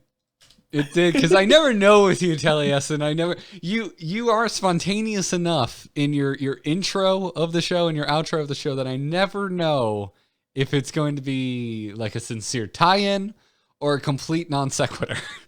Do you know the zone Asmodan? I don't. I hate it. In fact, I would say Fuck Asmodan! fuck Asmodan. Fuck Asmodan! Can't unhear it. I love how entertained you are. Fuck Asmodan! I love how entertained you are by phrases sounding like things that they're not supposed to sound like. If there's one trend I've picked up, on by hanging out with you on Wednesdays, Taliesin, it's that you really do find a lot of humor in syllables being rearranged to sound like something they're not meant to sound like. I think this is exactly what it's trying to say. What else is it going to say? Do you what get else really does that possibly mean? Do you get like personally offended when Eminem and other rappers will finish a full word by dropping the last 1 or 2 syllables of a word as the start of the next like stanza? Does that just drive you bananas because you can't misinterpret it? No, it's fine. They can do what they want. As long as I've always got... I can't complain. I'll find my own fun. It's fine. Ladies and gentlemen, we are 2 30-year-old men who are actually 5. Dude, you don't play WoW for this long without being good at finding your own fun. Oh, Jesus Christ. But the show's over now, though, right? It's yes, fine. It's properly killed. You have killed WoW Killer. I think we jumped the shark. Well done. That was fun as shit. I missed the show. I really like the show. I I feel like this show, I don't know about you, Taliesin. For me, it's kind of the culmination of me being able to really just talk and not have to prepare. And whoa, back up. We prepare the shit out of this show. Just if you're still listening, if you're still watching the stream right now, we prepare the shit out of the show. One of the reasons we haven't done a show in 4 weeks is because we've been having meetings daily preparing for this show. Okay, don't listen to him. He's being so modest. He's being so modest. I have such a good time when I do it. It's like, this is not a show I could have done year one. I couldn't have done it. I'd have been on here like full on George Lucas voice. So the thing I think that's really having an issue in Wrath of the Lich King right now is that, they just added the dungeon finder and you can just do the dungeons. It wouldn't have been, it wouldn't be the flowing, ridiculous romp that it is. I would have been too literal. Yeah, this is a show that could only happen this far into my career doing anything content related. And the peak of your career is what you mean. It's the peak of mine. No, I'm fairly certain like year 2 of the Angry Chicken was the peak of my career, but no, this is definitely the peak of mine. I'd say the first 10 minutes of each show is the peak of my career.